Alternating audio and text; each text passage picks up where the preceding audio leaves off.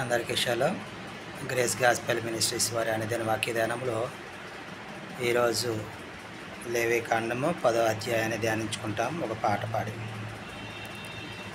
శ్రేష్టమైన భావము గూర్చి శిష్య బృందముకు నేర్పితివి. శ్రేష్టమైన భావము గూర్చి శిష్య బృందముకు నేర్పితివి.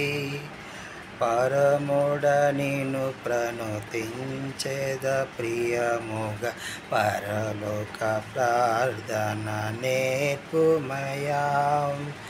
పరముడ నిన్ను ప్రణుతించెద ప్రియముగా పరలోక ప్రార్థన నేర్పుమయా.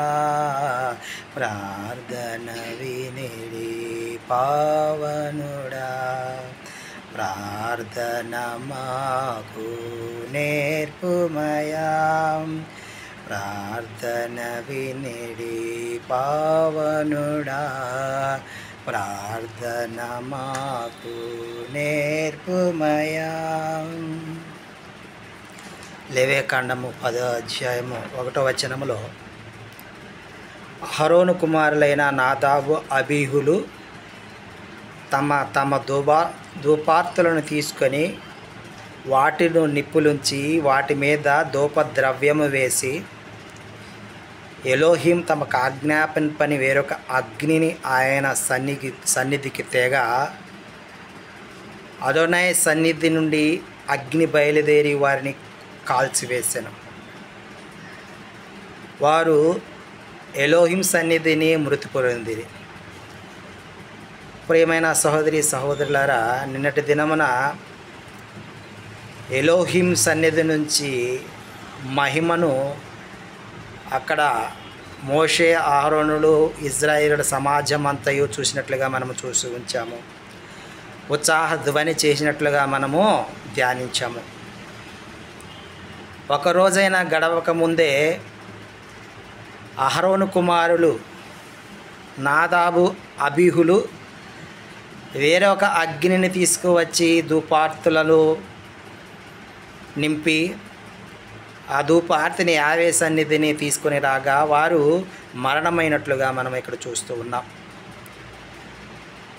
ప్రియమైన సహోదరి సహోదరుల, ఈ దినమున మనకు ఏమి తెలియచేస్తున్నాడంటే ఆయన ఆజ్ఞ ఏమీ లేని ఇయ్యకయే మన ఇష్టానుసారముగా ఏమైనా చేస్తే అది మన ప్రాణమునకే ముప్పుగా వాటిల్లుతూ ఉన్నదని ఈ దినమున ఎలోహిం వారు తెలియజేస్తూ ఉన్నారు.